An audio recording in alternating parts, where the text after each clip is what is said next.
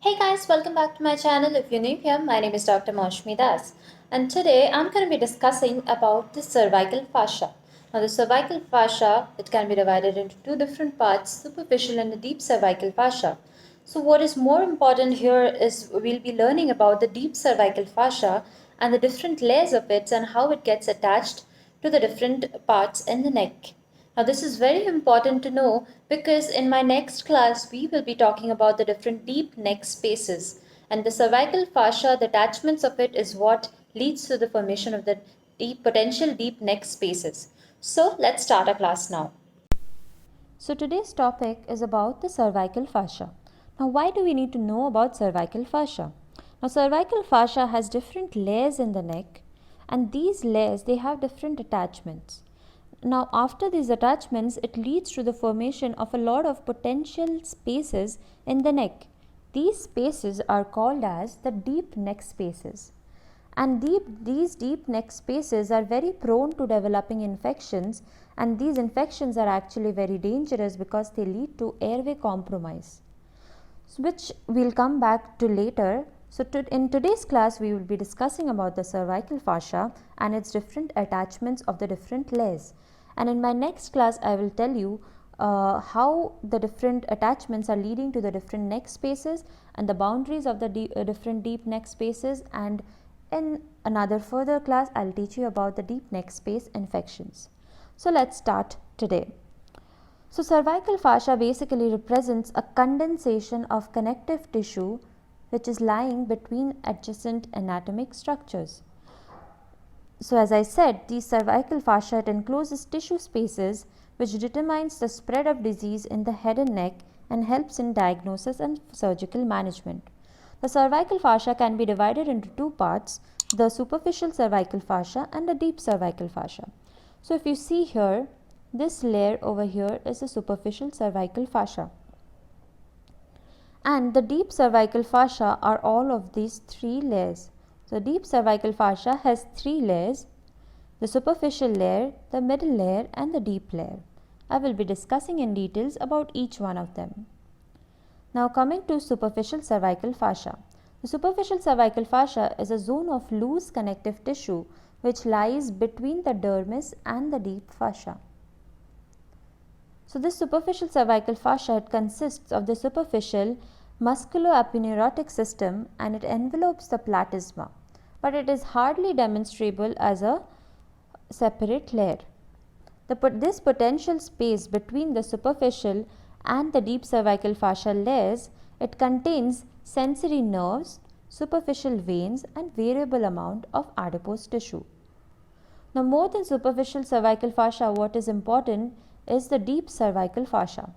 So, the deep cervical fascia is actually divided into three layers. The superficial layer or the investing layer, this layer is the superficial layer or the investing layer, the orange one over here that you can see. The second layer is the middle visceral layer or the pretracheal layer, as you can see the one in light green over here. And last of all is the deep layer of the deep cervical fascia, also known as the prevertebral fascia, the one in light blue as you can see over here.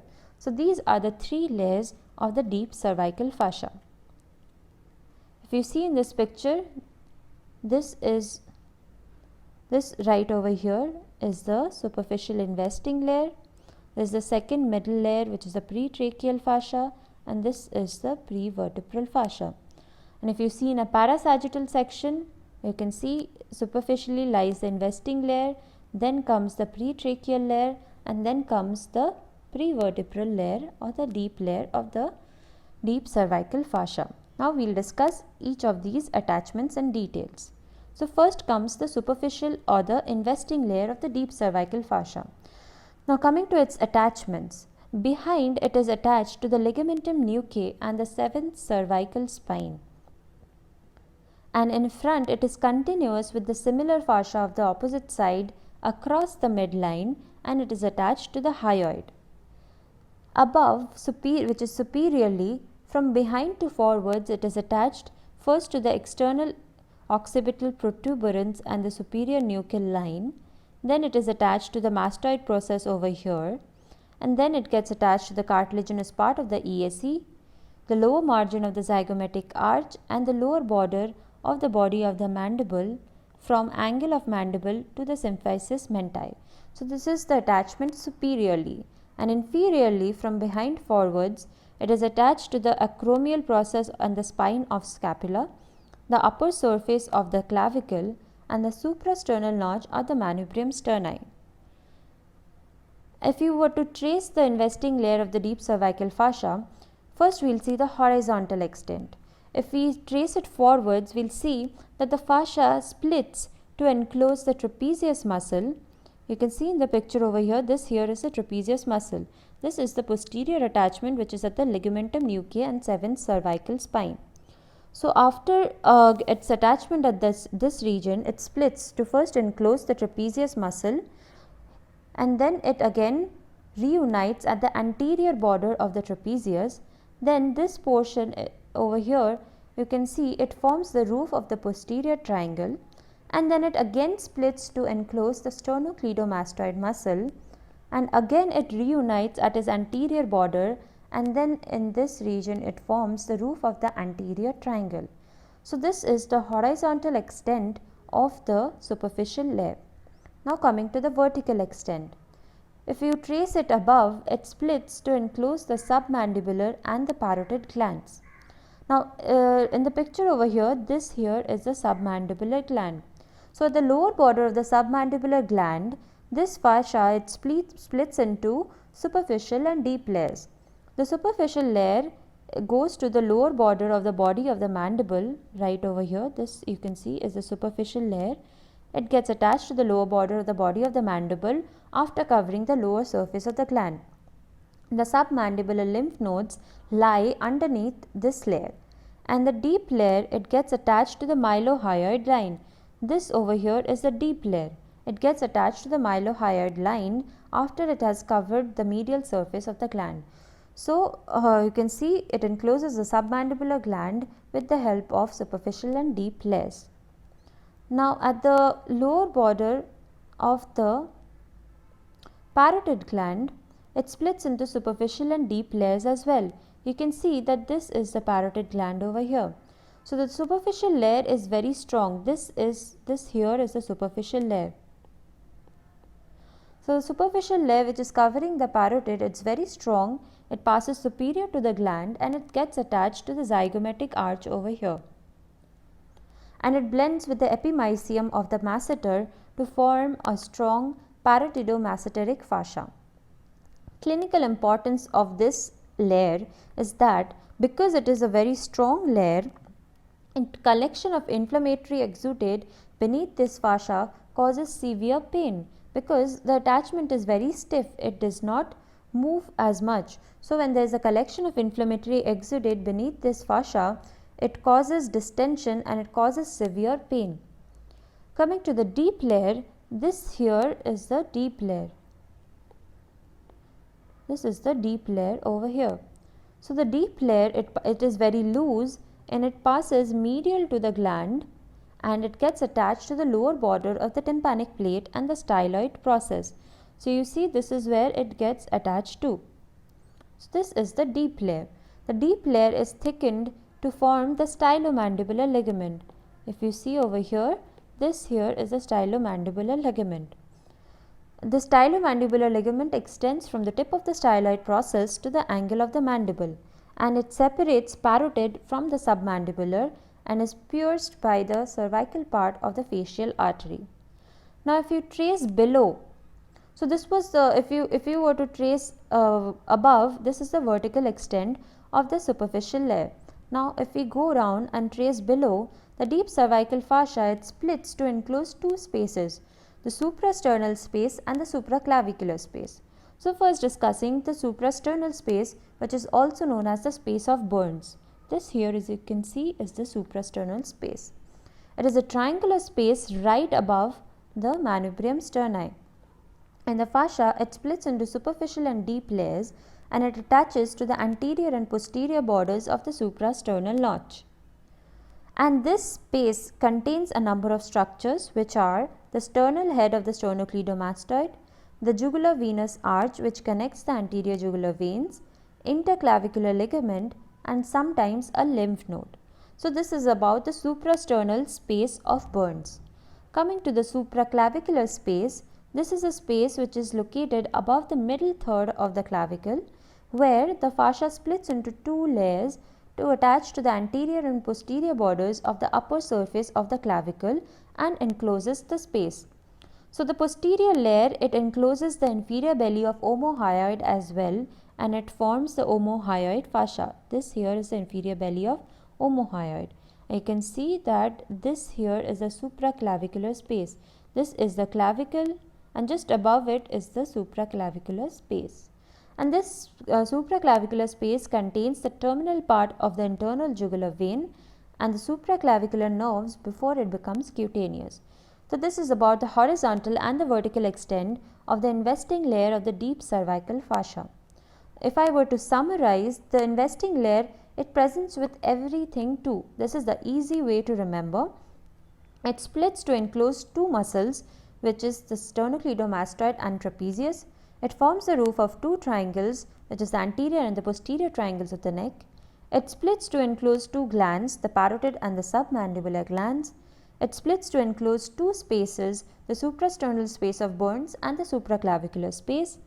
It is thickened twice to form parotidomasseteric fascia and the stylomandibular ligament. It forms two fascial slings for inferior belly of omohyoid and tendon of digastric, and it gives origin to two fascial processes, which is the pretracheal and the prevertebral layers.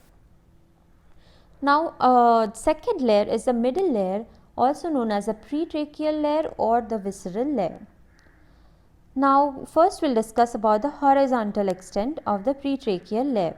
Now, this pretracheal fascia, it arises from the investing layer of the deep cervical fascia under the cover of the sternocleidomastoid.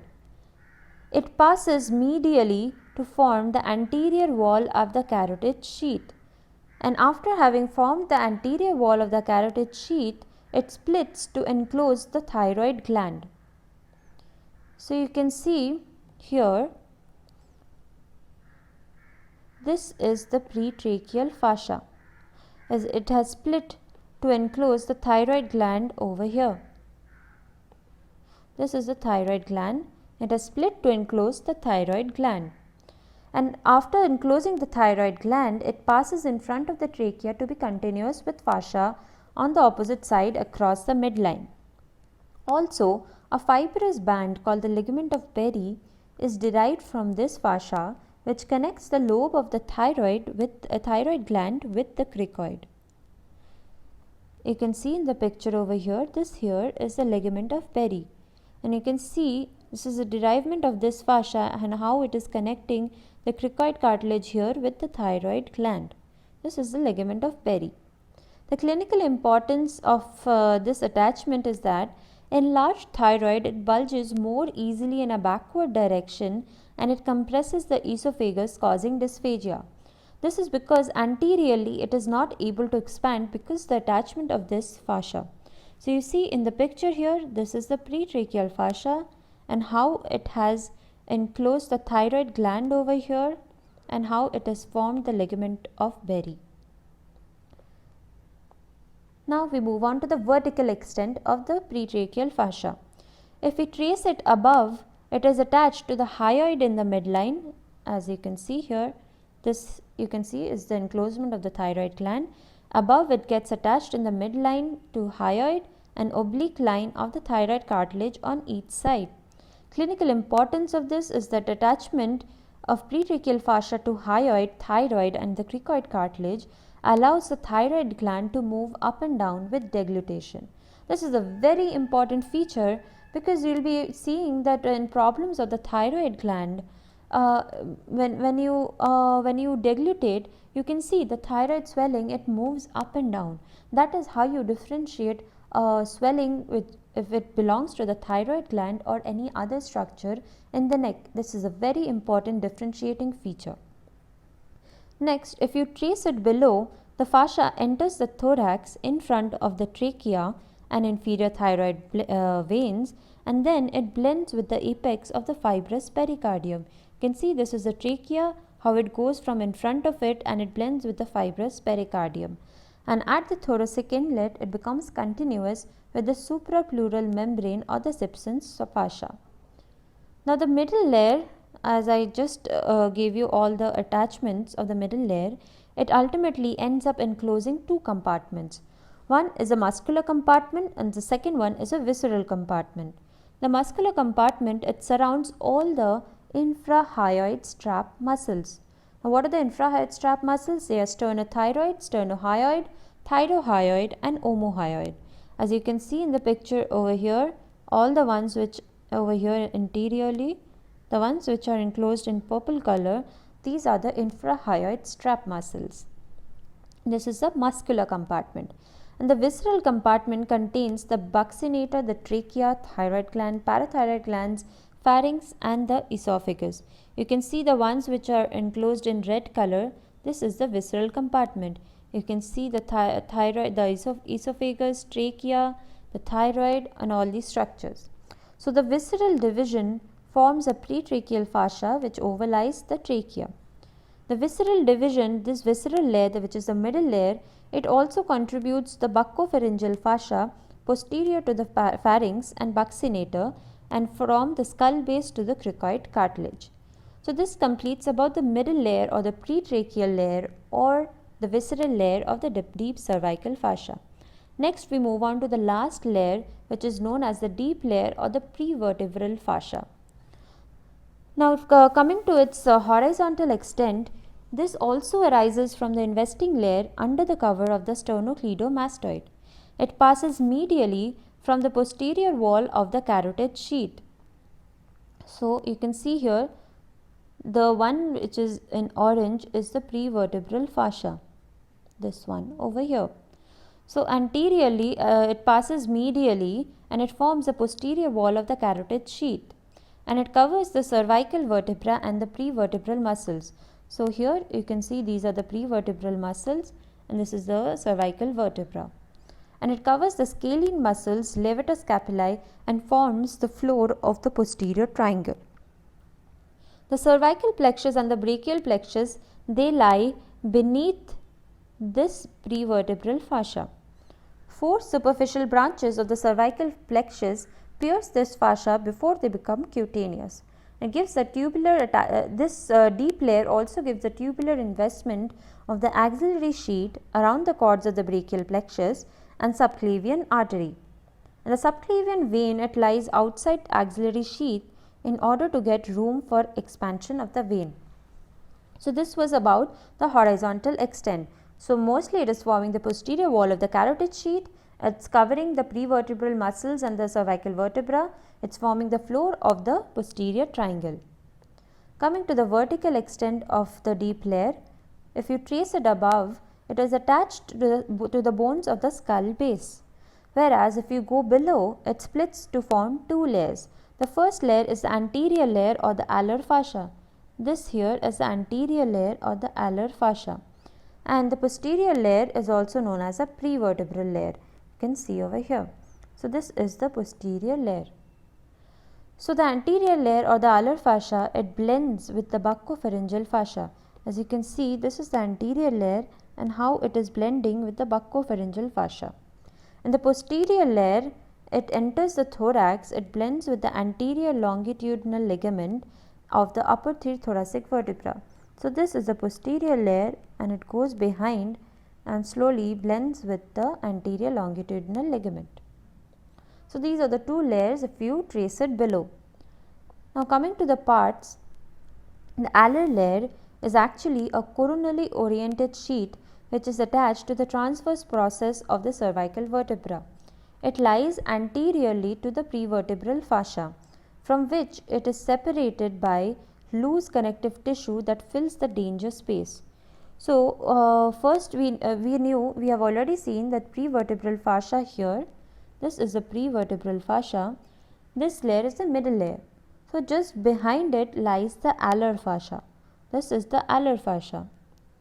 And the alar fascia is separated from the prevertebral fascia by a space which is known as the danger space, and this space is filled with loose connective tissue.